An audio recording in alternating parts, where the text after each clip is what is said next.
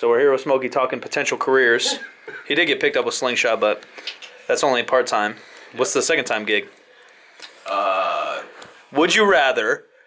I don't want to play with you. Would you rather... I'd rather not play Would You Rather. Would you rather suck a dick for $100,000? Or... I don't know the or because I already know the answer is yes. That you would volunteer for this. On camera, it's not. I would never. Off camera, sure.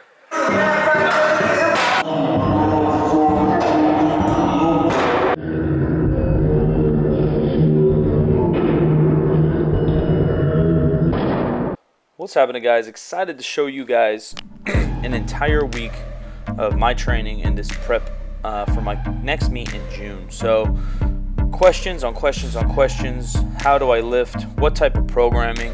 You know, I think a lot of people get caught up in labels. They want to identify with something. They want to identify with, oh, I'm a high frequency guy. Oh, I'm a West Side Conjugate guy. Oh, I'm a linear guy. When the truth is, many programs are a mixture of many things. Daily undulating periodization is very common now, but undulating within a day, within a week, within a month is almost every kind of training, you know, and then it's how you manipulate it within that, whether it's higher frequency, whether it's lower intensities, sub-maximal, whatever it may be. And then within that, each lifter, each coach, and each one of you guys should probably have phases where you're messing around with each one a little bit. So this is just, 8 to 10 weeks out from my meet. I'm working with Jeremy Hamilton, strong motherfucker. The Couch, you may know him from my boy Omar. Him and I have similar philosophies where skill acquisition or getting good at the lift, the technique, is very important to us, and we think it is optimal to be the strongest and lift the most weight, because within just being strong, there's also the skill of each motion, each movement that we're doing. So getting better at the deadlift, building more muscle and strength, and then more power output, firing more muscle fibers. So those are kind of the three ways we get strong. In my opinion, it is very optimal the way I'm training with Jeremy to do all three at the same time. So today, it's 8 sets of 3. I think we're dealing with about 505 pounds. I know the change and everything looks weird on there, but basically at Super Training, we try to get everybody on the same bar when we can. It's all about energy. It's all about teamwork. Things felt good. My hands are getting a little gnawed up, a lot of work, a lot of swollen, just from sets and squeezing the shit out of the bar. But the bar speed, I felt good. My form felt pretty dang good. Mark and my boy Dan don't have any meets planned, so they're basically just hopping along with my programming.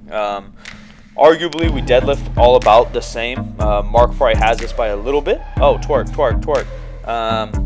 Mark probably has us by a few pounds. Dan may even have me by a few pounds, but it's not always what you can do, it's what you should do. It's not what you can do now, it's what you should do. And in my opinion, you should plan for the meet. The sport of powerlifting is to perform your best on meet day. It's not to perform the best in the gym every single day, when you could arguably say it doesn't count. So I may not be my strongest today, but I'm building towards it to lift my best numbers that I ever have in my life, which is pretty exciting on the platform. Diet and everything's locked in. We'll get into it a little bit more. I'm showing you an entire week of my programming, an entire week of training, all in one video, just to give you guys a taste of what it might be like during my prep.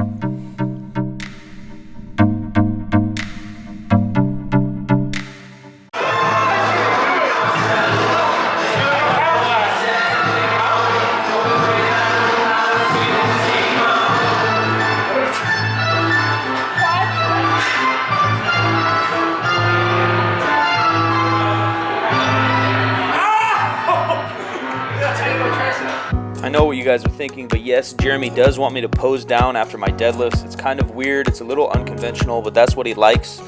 So I'm not going to argue with the man. The man has totaled, I think, 21-23, some crazy number at 220, benched over 500 pounds, squatted over 8, and pulled over 8. So if he wants me to give a little pose down at the end, I'm going to give a little pose down. As I mentioned before, that was my Tuesday, so it's 8 sets of 3 deadlifts, 3 sets of 8 or so on the squat. I give you guys that as an example, not something to follow. I'm not writing out my program so you guys can follow it word for word, because it won't work for you word for word. You're probably not at the same experience level I am, the same strength I am, or the same spot in your training towards a meet. that I am. We're all different. You got to figure it out on your way. Getting a coach is an easy way to do that. They can figure it out for you, or that's just part of the learning process and the fun of lifting, going through different phases and figuring out what works for you or what does not. This is actually 2 days later. I kind of lift, off day, and then have 2 training days in a row on the weekend when I have more time off of work. So bench day, we got 3 sets of 5, I believe. Actually 5 sets of 5 with 305 pounds. Not super heavy for me, but bench is always kind of my weak point. It beats me up pretty good. Even though I have a decent amount of mass on my upper body, I think my form's pretty decent. It's just something that I'm not the best at. So trying to be more proficient, trying to be fast here, trying to bang out these sets of 5 as fast as I can. Mini pause at the end, just slamming them out. So I did 4 sets of 5 and then an AMRAP at the end. As many reps as possible. Basically, when you go as many reps as possible, in my opinion, and how I do it and how Jeremy does it, we're trying to save multiple reps in the tank. We want to be fast, we want to be smooth.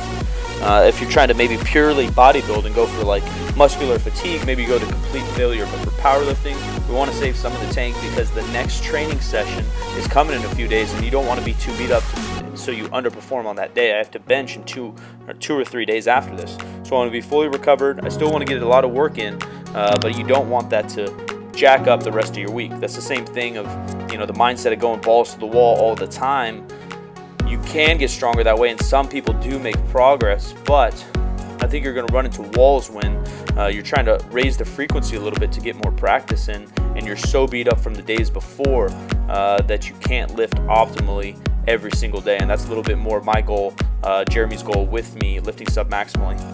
Smokey and Mark working in with me. Smokey, I think, has benched around 420 pounds or so in competition, maybe 417, wherever the kilo is. I don't bench that much, so I don't know what it is.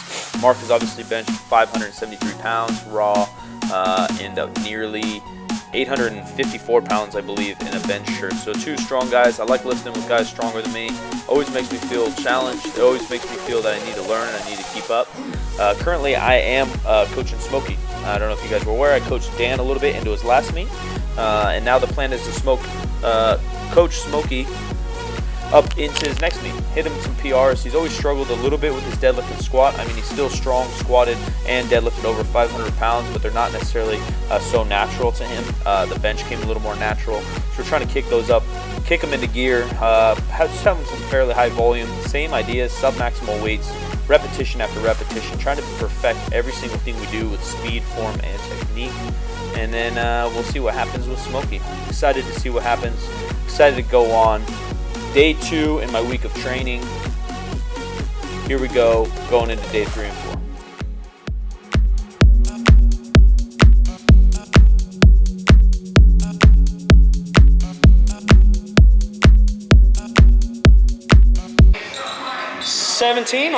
That's a good peak. Not bad. It's a good thumbnail right here, by the way. All right.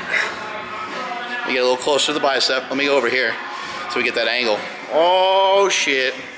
Oh my god. Oh, he's got a chair. Oh my god. He's not even on the roster. Continuing on with my full week of meet prep, showing you guys a little bit insight into an entire week. Typically I'll squat on a Saturday. My squat emphasis day is Saturday, but this particular week we did a lot of filming. I had a bunch of work with slingshot and super training and just was unable to do it. And I know people are like, make time, so I did make time, but the point is I just literally couldn't do it that day. It wouldn't be optimal. So I switched it over to Sunday. Sunday's normally my lighter bench day and overhead emphasis day, so I just combined those. It was like a 4-hour session. It took me forever, but you got to get it done. I'm excited to compete. I'm excited to put my best numbers up that I ever have, so I just had to push through. Not necessarily the most fun training session ever. My shoulder's a little beat up, low back's a little beat up, but it's got to get done. I believe 485 pounds on the bar. It's a 55-pound bar. Trying to move fast, trying to be quick, trying not to hurry. Be quick, but don't hurry. Comments below if you know who said that quote. One of my, not necessarily mentors, but somebody I've looked up to in quotes that I've followed for a very long time. In my opinion, one of the best coaches of all time that spans all sports and all methodologies. Just a smart, wise man. be quick but don't hurry is something great with powerlifting. You want to be quick, you want to be powerful, but if you're rushing and you're jerking on the bar, or you're rushing and you're not getting set up, you're not going to lift optimally. So once again, Mark's hopping in with my programming since he doesn't have a meet or anything coming up. I had anywhere from 8 to 10 sets of 2. Just smashing doubles, 485 pounds. Mark was working with about 415. And then, as I mentioned before, I'm coaching Smokey through his next meet. And then I also have Lauren there in the background. Lauren is quite famous on the internet for his fish hook or dog shitting on the lawn deadlift. That was probably 2 or 3 years ago that Mark did a video on. So Lauren's a good friend of mine, so is Smokey, so I'm helping him out, getting him in the next meet. Both very strong guys. Lauren's kind of the opposite issue here of Smokey, where his bench is a little bit of his weak point, even though he's got a jacked upper body. He deadlifts and squats pretty dang good for how tall he is. He's probably a good 6'3", maybe even 6'4", but moves very well.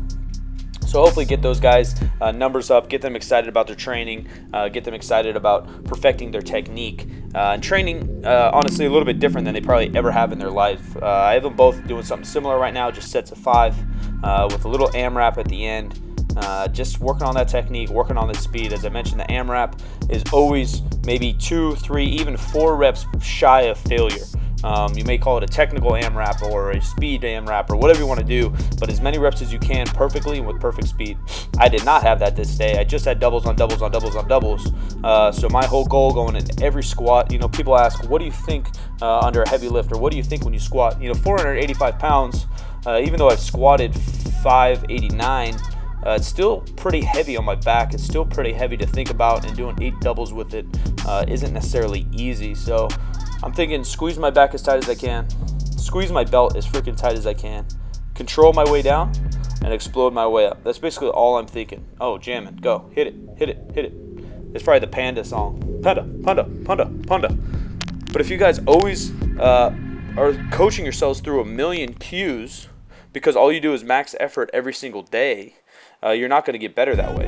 Training with submaximal weights allows you to practice the lifts, allows you to ingrain the movements within your body, within your mind, so then when a max effort comes, whether it be on a platform, a test day, or whatever it may be, you can really focus in on what the exact cue that you need to perform that lift. Not thinking about, okay, I need to get tight, I need to squeeze the bar, I need to squeeze my back, I need to squeeze my glutes, I need to push my hips back, I need to push my knees out, now I need to flex my quads, flex my glutes. There's too many rules, too many things to do. It's a complex movement, even though it seems so simple, to be thinking about every cue for every set of every rep all the time. So that's the point of practice, right? Do you think Kobe Bryant's thinking about every single cue when he's shooting a free throw? No, by that time it's so ingrained. All he's thinking about is stay calm, eyes on the rim, knock it down, right? Rather than when you're 6 years old and you're learning how to shoot a free throw, you're thinking elbow in, wrist high, palm off the ball in your fingertips, follow through, get some leg drive, stuff like that. The more you practice, the easier it becomes. The easier it becomes, the heavier the weights come, and that's just how it goes. Mark's actually moving really, really well now. Raw squatting is not necessarily his favorite thing to do. It is also not something that comes particularly easy for him, even though he's very strong and has squatted well over 600 pounds raw. The movement itself is just not as natural for his hips and knees to do, whereas squatting in gear, Mark can smash all day long. It's a little bit different of a movement. You're a little bit more into your hips, typically a little bit wider stance. So now getting into Mark's knees a little bit. Also the bar placement, his torso angle, where he's going to sit, is just all new, but he's squatting twice a week again and looking really good. As I go on with these sets, sometimes they'll change in speed. Sets maybe 1 through 3 were a little rough. 3 through 6 look pretty good, and then I think I ended with 9, so 6 through 9 were good enough in my opinion. They all look fast. My bar path is looking good. I'm not really getting pitched forward at all. The bar path isn't really deviating left and right. Squat is a movement where you just want that bar going straight up and down, almost like it was on a Smith machine. This one's for all you fellas and ladies out there with the peach emoji angle, #peaches. So just showing you guys a little bit different angles. Felt good. Depth felt pretty good. Can't really complain. Every week, as you asked, my programming is particularly linear and submaximal. So a little bit higher volume, lower reps, tons of sets, tons of practice, and then submaximal weights. Right now we're dealing with under 85%. I skipped the bench since there's already some bench in this video. Straight to my accessories and overhead, 180 pounds. I basically had 4 sets of 5 and 1 AMRAP. The AMRAP is just like all the others, trying to be fast, trying to be technical. My overhead pressing, I know you guys will talk shit. It's not my best form in the world, but I feel safe, my core's safe, my glutes safe. So I'm not too worried about it. I'm just trying to build up those arms, build up those shoulders. My AMRAP, I ended up with 7 or 8 reps, which I'm sure is a PR for me because I don't overhead a ton, and when I do, it's typically just sets of 5. Everything's feeling good. Excited to head into week 8 or 6. Make sure to subscribe, share this bitch. More videos coming, guys. Excited to get into my meet. Follow me along my journey. Thanks for all the support. Like this bitch, share this bitch, subscribe to that bitch. I'm out of here.